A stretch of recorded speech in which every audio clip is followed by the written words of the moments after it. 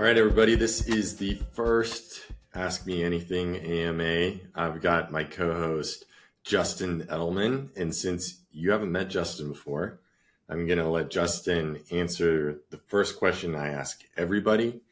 How did you get where you're at knowing what you know? And then Justin's going to take over asking me questions.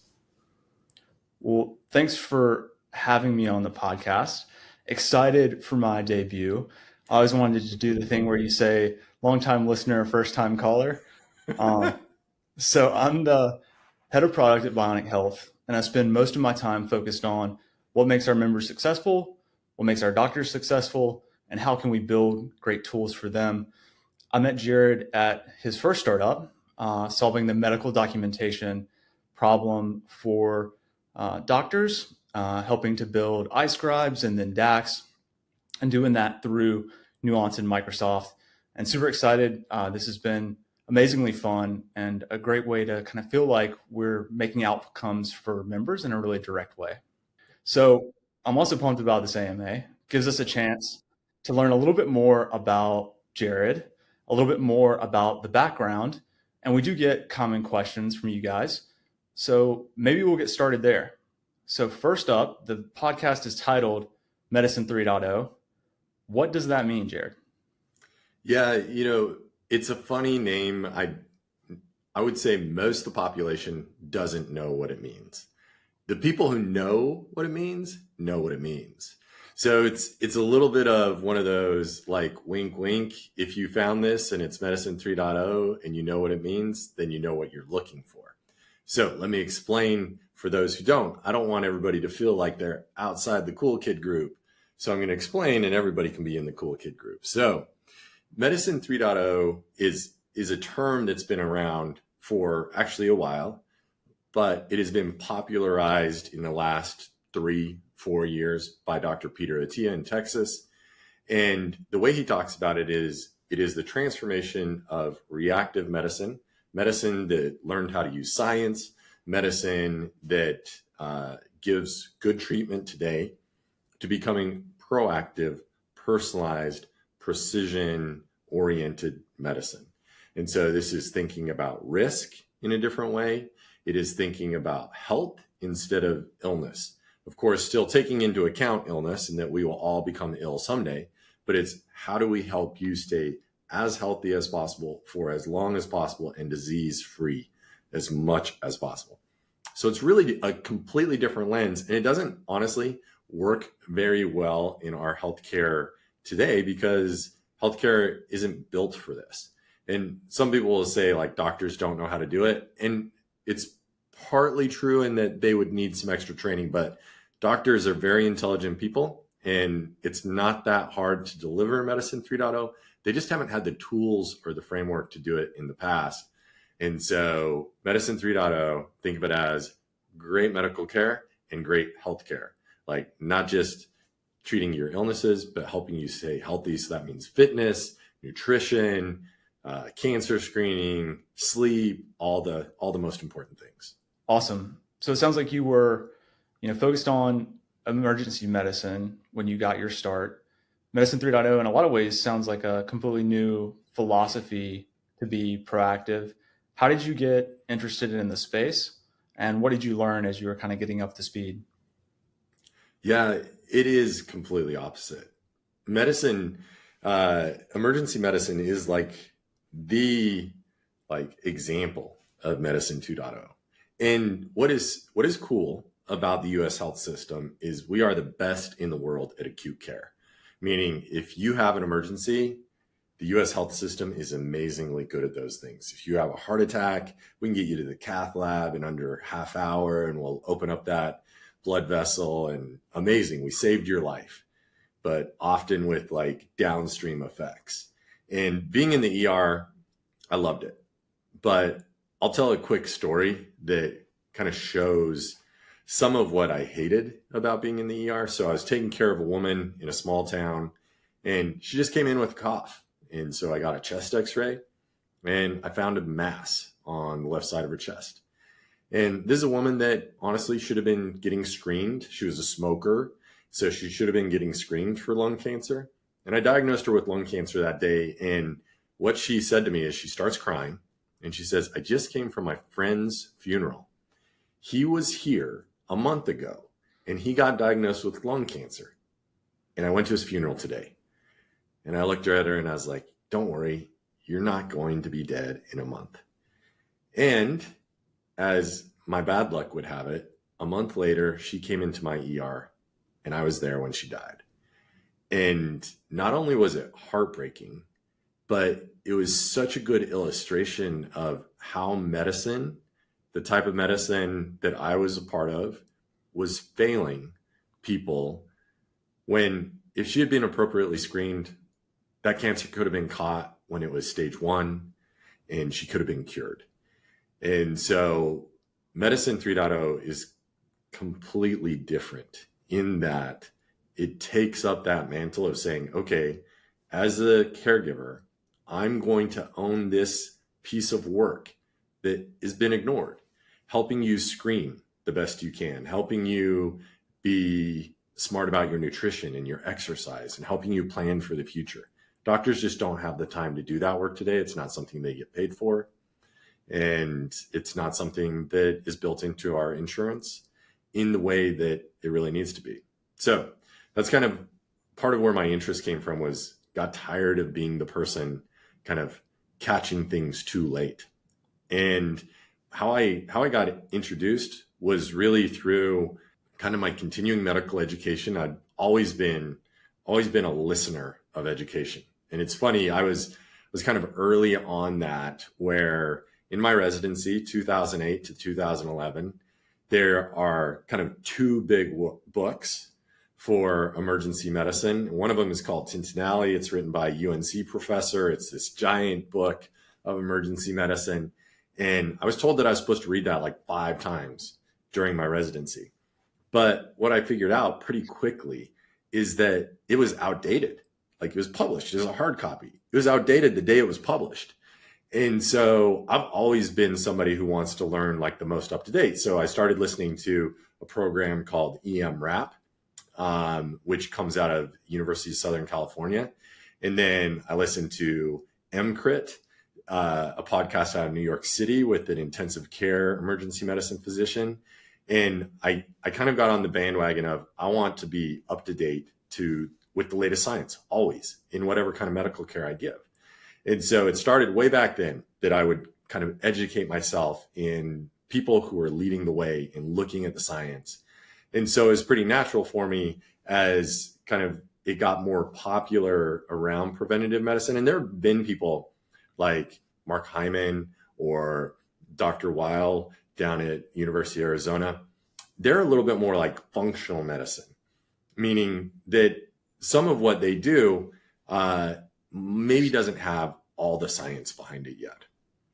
And I know that might hurt some functional medicine providers' feelings, and it doesn't mean that it won't be proved out what they do. And so by no means am I trying to say anything bad about what they do. I think that there are some great providers out there. But the way I think about Medicine 3.0 is very science-based. It means that you say where you do know where the science supports what you're doing, and you say where you don't know. And you have to make assumptions, because science, we don't have science for everything. In fact, most of what a doctor does today isn't necessarily science-backed with randomized control trials. It's backed with cohort studies or other types of anecdotes or things that they've seen in their life or things they were taught by their professor. And so really learning Medicine 3.0, there is no specialty for this.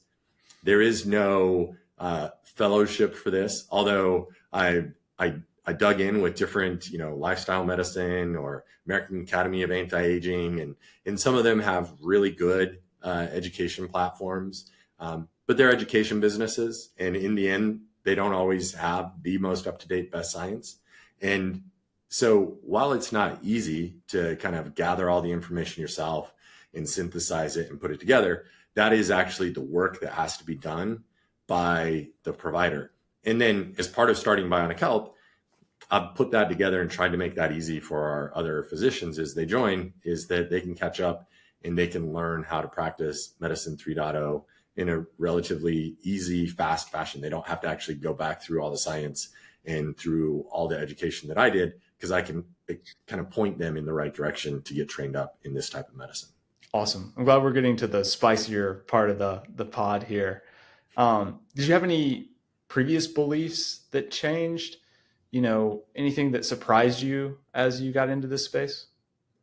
I was surprised that there wasn't better like training out there. You would assume that there would be training in this field. And there are trainings, like I mentioned, there are all sorts of trainings. And I'll just give an example of where it's problematic with the trainings that are out there. So one example is peptides. Peptides are a huge deal right now. You'll hear about them on podcasts, and people call us and ask us, do you prescribe peptides? And the answer is absolutely yes, if you understand what a peptide is. Now, a peptide is a protein. And so pretty much any drug that is like made up of protein is a peptide. And so like semaglutide or tirzepatide, those are peptides. Insulin is a peptide.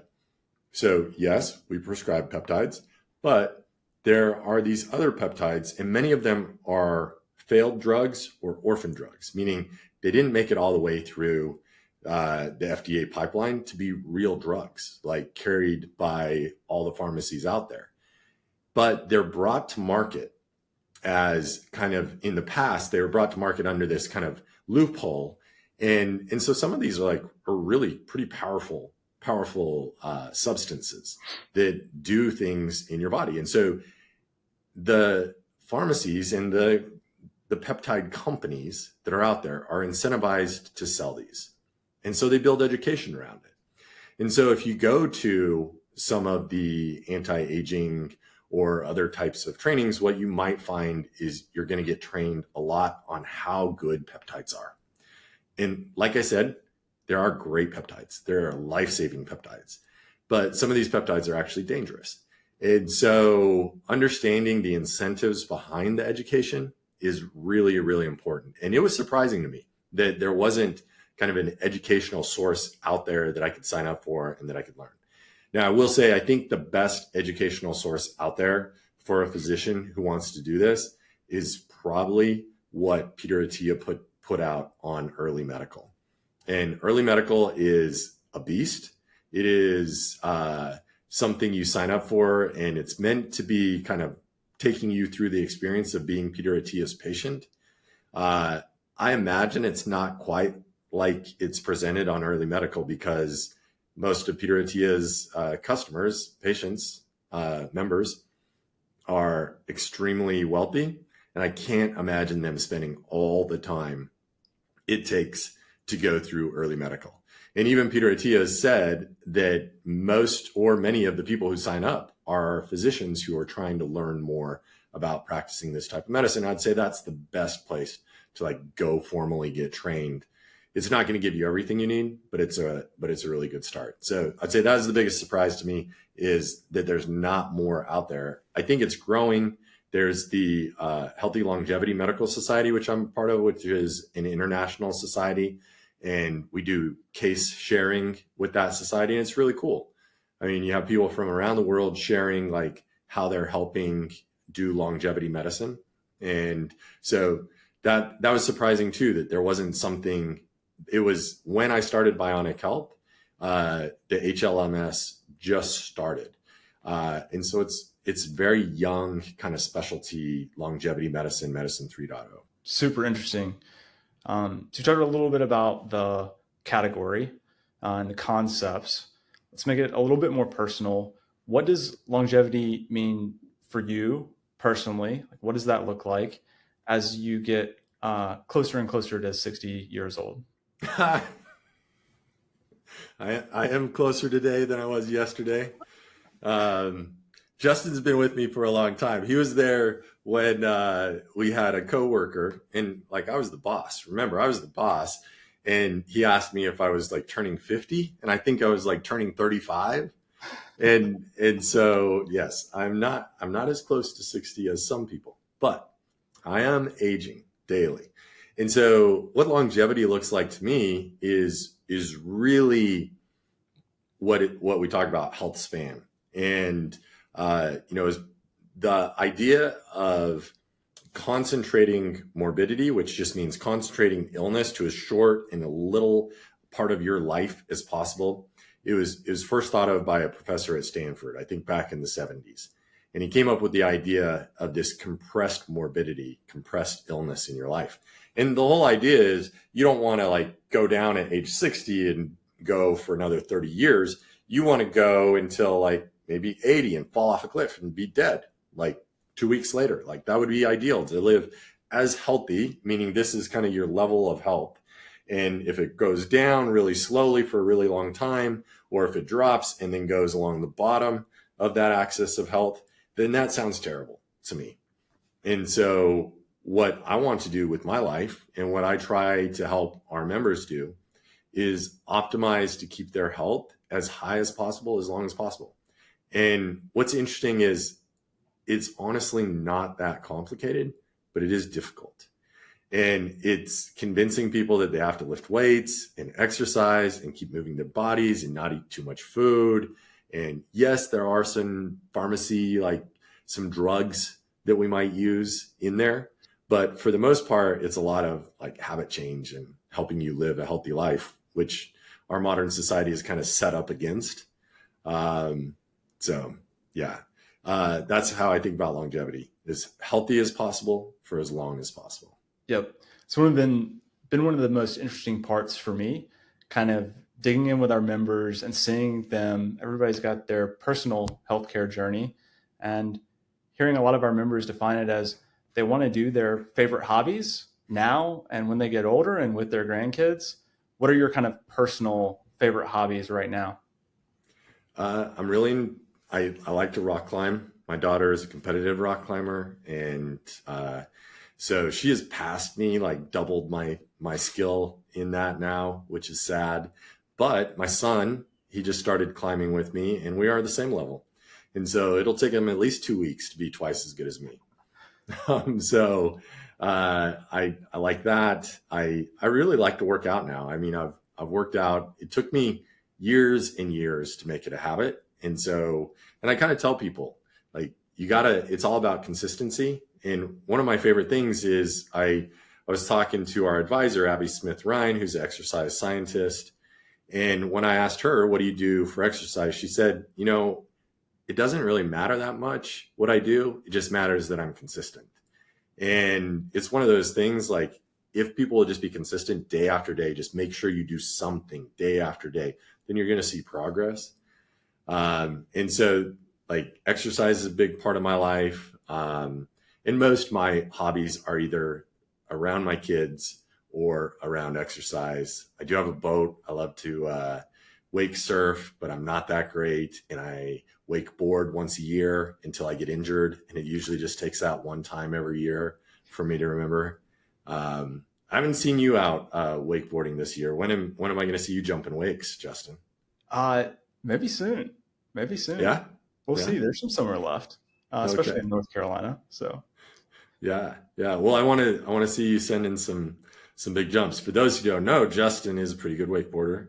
He did it with the club team at UNC, and he's got some good air across the wake, but also just some amazing wrecks. And I love those because they make me laugh. Yeah. But yeah, I'm looking forward to it. Yeah. The best part about a big wipeout, yard sale, everything everywhere, is hitting the water, and then your ears get over the water and you can hear Jared laughing as the boat is like in the distance. So that's the best part. It's true. So a question that we get a lot, right, is why should younger people care about this? How do you think about that for younger people? Yeah, I think there's a few things. I think, one, it's important to just screen for certain things. So like lipoprotein(a), which is 6 times as bad for your blood vessels as LDL, like, get screened when you're young, so that you can eventually, when we have the drug, which is in stage 3 trials right now, eventually you're able to get put on that so that your risk of a heart attack isn't double that of the rest of the population. I also think it's helpful to, like, know what your hormone levels are, when you're young. Like when you're healthy, like let's find out what your testosterone, if you're a female, what your estrogen, progesterone, testosterone, like let's learn those things about you when you're young. The next part is there are a lot of young people who aren't crushing it in their like health. So that they might already have some cholesterol issues. They might have some issues with their joints. They might have some issues with carrying around a little bit too much fat on their body. And so those are all things that we're expert at helping people with and helping them make those changes. So I think there are plenty of healthy young people that hit the gym and work out hard. And for those people, I'd say, let's at least get some basic labs and do some screenings for you. And then for those who need to make habit change, then that's exactly what we help you do. Yep. I love that concept from you that, I hear a lot is progress, not perfection. Mm-hmm. And it almost doesn't matter where you are today, right? You want to set a baseline and then you want to change habits and improve. So I think that's super helpful. Maybe let's make it a little bit more concrete. So we'll go like 30s, 40s, 50s, 60s, 70s. How do you think about those different decades and what's, more important, or is there a pivotal time across the decades of life? Well, I think you have different risks during different decades. So your risk of death from an accident is kind of your highest risk of death in your 20s. So let's make sure you're not dumb. Like, let's make sure if you're going to drink, you drink responsibly. You don't drink on boats out by yourself. You don't drink and drive, those types of things. Let's also do some screening at that age. And then let's start working on healthy habits and put in that kind of foundational things that you need for the long term. In your 30s, you do start to slow down. In your mid 30s, for both men and women, you start to have some body changes. And a lot of that is just you're not moving as much. You're not naturally moving as much. And what people don't realize is a lot of the kind of tapping your toes, moving your legs, those things decrease over time. And you don't realize how many calories a day those things are burning. And so you'll just gradually start changing your body. And what you really have to be careful of during your 30s is don't let it get too out of control. So if you get to a point where your muscle mass is really low and your fat levels are really high and you're in your 30s, like let's tackle that because it's going to only get harder as you age to get through that. And then in your 30s, if you have a strong family history of some cancers, that's when we want to start looking. There are people in their 30s who die from colon cancer and breast cancer, lung cancer. Like, let's go ahead and do some things to look at that. And then let's also understand your genetic risks. Do you have ApoE44? Do you have a risk for Alzheimer's that's higher than the general population? Like, let's look at those things so that we can start testing, tracking, and making sure that we keep you healthy past your 30s. And then in your 40s, you're really getting to a point where cancer is becoming very important for you and vascular health. Now, we did those screenings in your 20s and your 30s so that if you had cancer or vascular problems, we already took care of them. But if you're joining us in your 40s, you're kind of behind the 8 ball now, where we need to get on top of those things. So really understanding, how do we screen you for cancer? We have technology today that I would argue, if you're willing to spend $3,000 a year on cancer screening, then you probably, and I'll say this with like pretty high certitude, you probably won't die of cancer because we'll catch it when it's stage 1. And so those are tests like the liquid biopsy from the Gallery test from Grail. That's full body MRI. That's making sure you get your colonoscopies, your skin checks, your low dose CT scans, all those things. You can do that for around $3,000 a year and guarantee yourself that you won't die of cancer, it's cool that we live in a day and age when that is possible. It's not something that, everybody can afford. And I realize that it is a place of privilege for those who can afford it. But if you're going to spend your money, it's a good place to spend your money. And then I'll go up to 50s. In your 50s, again, if you're just joining somebody like Bionic Health, if you're joining us, then we really got to get to work. We're looking at adding as much muscle as possible. So, and you can almost think like when you buy a product and it's like this plus this plus this and this, it's really like that. We want to do all the things from your 20s, 30s, 40s, and now we're going to do even more in your 50s. And so looking at how do we help you add as much muscle as possible, making sure that you're metabolically healthy. And these are things that we hopefully did in your 30s and 40s as well. And really putting yourself in a good place. Now, the cool thing is our bodies are tremendously resilient. And really, up till about age 55, I would say, most of us haven't done too much damage to our bodies. Now, there are plenty of people that have a heart attack before 55. There are people who have a heart attack in their 30s. So yes, you should start earlier. But if you get to your 50s, and I don't want you to think it's too late. Like there's so many good things. And I even say this to my 85-year-old mom. It's not too late to get stronger.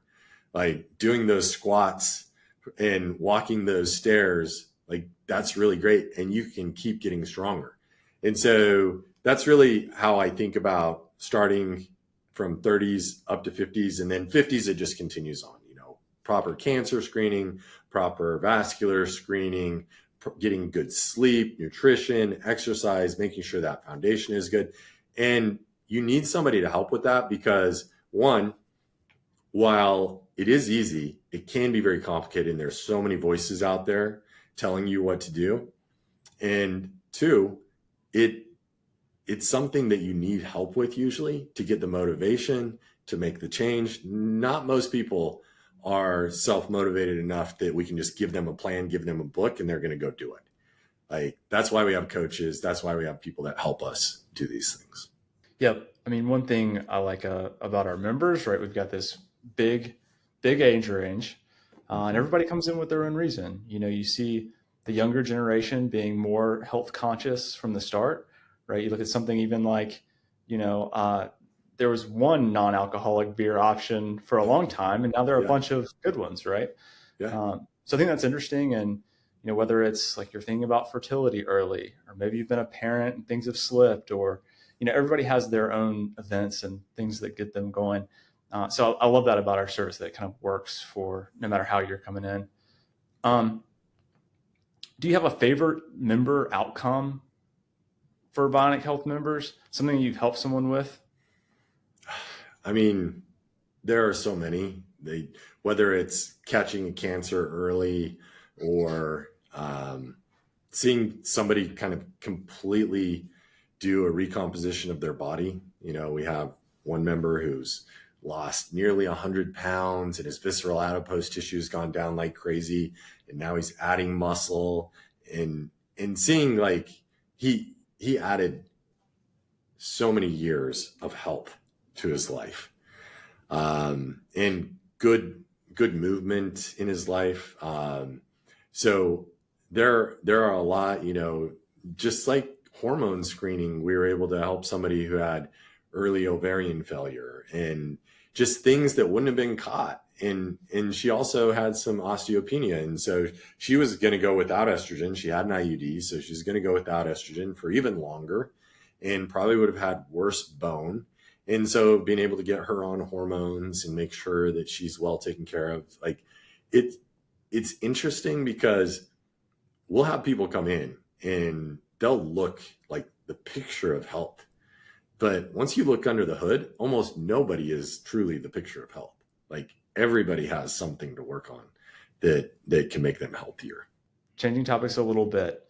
I think the previous podcast, right, at least while we're filming this, the most recent one to be released with Zach Cohane, I think it was an amazing podcast. It talks about some of the great success stories for AI in medicine.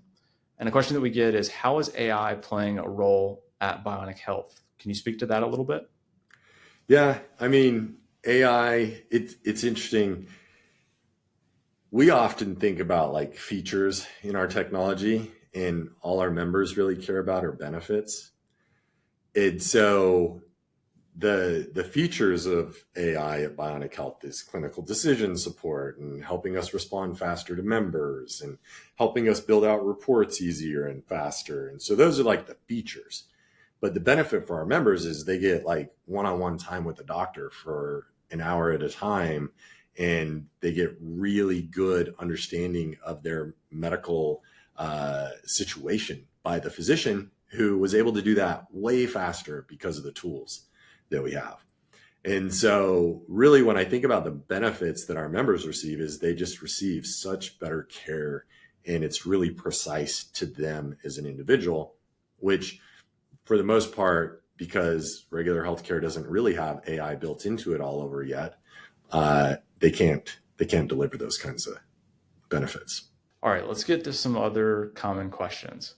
So supplements are a big topic. A lot of the big podcasts are having these frequent episodes, right, all around supplements and what this person is taking or that person is taking. And I think all of us too, to some extent, we do some habit or we take something and we're like, is this thing working? Should I be doing this thing? How do I know if a supplement is working, and why do supplements work for some and not others?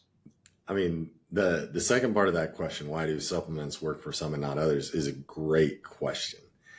And I think a big part of it is placebo effect. Now, when I say placebo effect,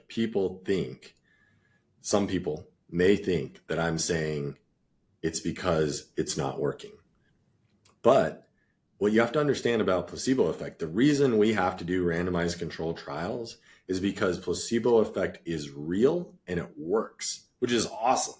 What that means is, if you believe something is going to do something good for you, your body will actually change and make it do that good thing for you. And so that's why we use placebos, so that we can say, okay, with a placebo that I think is going to lower my cholesterol, my body actually does lower its cholesterol by this much. But when I take a drug, it lowers it by this much. And then we prove that difference, that delta, and that's how we get drugs approved. And so when you look at supplements, I think a big reason supplements work for people is because of placebo effect. Now, when you're talking about specific supplements, I like supplements that I can track what they're doing in your body. So I'll give you some examples of these. Like, I like omega fatty acids because I can look at your red blood cell membrane and see the levels in there. And then I can look at cohort studies that tell me things about omega fatty acids and how good they are for your brain and your heart. And I like vitamin D because I can check a level. So I don't just tell you to take 1,000 IU a day. I tell you to take it and I recheck. And if I need to, I bump up your level of vitamin D so we can get you to a point we want. I like CoQ10 because we can recheck levels and see where we get you. I like creatine because it has so much data behind it. And I can actually see it in your urine and in your blood work if you're taking creatine and if it's being converted to creatinine. So I really like supplements I can track and that I can measure. The other part is how to think about supplements is that you should always think about supplements as one of the least important things. And I think people like to talk about supplements. Remember incentives. I talked about this when I talked about peptides. Like, why are people incentivized to talk about peptides? Because they're selling them. Why are people incentivized to talk about supplements? Because many of them are selling them. And so there's reasons to talk about supplements. It doesn't mean that I don't believe that supplements do things for people or that they don't work. Many of them are powerful like drugs. But I think it's important to understand like why people like to talk about supplements. The number 2 reason people like to talk about supplements is taking a supplement is much easier than working out or eating right or sleeping right. And then sometimes taking a supplement, we hope benefits those things. You know, I hope that creatine helps me work out longer and harder. And if Magtine worked for me magnesium threonate, which it doesn't for my sleep, then I would take it and hope that it helped me sleep better. And then I think a lot of it is N of 1 experiments, meaning experiments for yourself. And so one, understanding, is a supplement safe or not? Why am I taking it? What is the outcome I'm hoping to get? What is the risk? And then two, is it working? So you take it and you see, is it working? So for example, I might have my LFTs, my liver function tests, AST, ALT. They might be a little bit elevated. And it might be something that I want to try N-acetylcysteine and glycine, because those two amino acids are going to come together to make glutathione, and it might help my liver function a little better. It might clean out toxins from my liver a little better. So I would start those supplements, and then I would recheck my liver function test and see, did it help? So that's kind of how I like to think about supplements. Like, can I track it? Can I actually see if it's working? And then actually do that, track it and see if it's working. Great. I think that's super helpful context. All right. So a question that we get a lot, right? Bionic Health is sort of in this new medicine 3.0 category. There are other places out there that you can get sort of in the medicine 3.0 space. What makes Bionic Health different from something like Function Health or some of the other options that are out there? Yeah, I would say it is the whole package. Like Function Health, Dr. Hyman, I love Dr. Hyman. He is also a great salesperson, but he does a lot of good. He sells a lot of product, but he does a lot of good. And you can do both in this world, because obviously I want people to buy Bionic Health. But Bionic Health has everything in it that you need. Like, it has the doctor, it has the testing, it has the wearable data, it has the education, it has the coach. It just, like, the complete package of what you would expect from like a really high level concierge doctor, and we're extremely well trained. So Function Health, you can spend $500 and get a ton of labs, and on the report, they're all going to say, go talk to your PCP. And if you think your PCP, who has 15 minutes a year to talk with you, is going to review those, I can't remember how many biomarkers, 250 biomarkers, and give you an opinion, then you're probably wrong. Like, your PCP is going to be pretty frustrated and say, I'm sorry, I don't have time to do this and go over this with you. So while Function gives you the opportunity to order labs, I kind of think of it as e-commerce for functional labs. And then you've got our other competitors out there. And let me be clear, like, anybody working in this space, I absolutely love. I love Function Health. I love Life Force. I love, Wild Health. Our competitors that are out there, I love them. I think they're doing good work because we need that out there. Do I think that we have advantages over them, that we're better than them? Yes. I wouldn't have worked with you all this time to build this product if we didn't think we were building something differentiated and better. But I think that they offer some value, just not the value that we offer, which is that complete personalized action plan, one-on-one time with the doctor, working with a coach for habit change, medications if you need it, guidance on supplements, exercise plans if you need it, nutrition plans if you need it. Like, so much included with the Bionic Health membership. I'm always saying that we charge too little for it, but people should take advantage while we charge what we do. All right. Last question. And then if we didn't answer the question, you didn't answer the question that someone has, maybe we can talk a little bit about how people can submit questions. And if this episode is any good, if people like it, maybe think about doing this again. Last question. Career-wise, do you have advice for somebody entering the space of healthcare technology? Yes. I'll give the practical answer. And second, I'll give what I feel. The practical answer is, if you're going into healthcare technology, if you're building something new, find dollars and follow those dollars. Most of healthcare cares about dollars. And so you go and you find, like, where is a health system losing money, and you put a patch on that, or you find, where could a healthcare organization make more money, and you help them make more money. So that is the logical answer that I give people. Now I'll give my feelings. We need you to help change healthcare for better outcomes for patients and better working conditions for our physicians, nurses, everybody in the healthcare industry. The healthcare industry is struggling. Like, the burnout epidemic for doctors and nurses is real, and we have to change it. And I think it's on all of us. Like, nobody's coming to our rescue. Nobody is going to save us from this problem. Like, we have to be the ones that dig in to make healthcare better and make it great for ourselves, for our families, for our patients, and for everybody else, the doctors, the patient, the nurses, everybody that's involved. So those are the two thoughts. And then you can decide, do you want to be a superhero and go save healthcare, or do you want to make money? And I mean, the nice thing would be to try to figure out how to do both. But yeah, that's the advice I'd give. Sounds good. All right. Where can people submit questions, and maybe a little bit of wrap up to finish it up?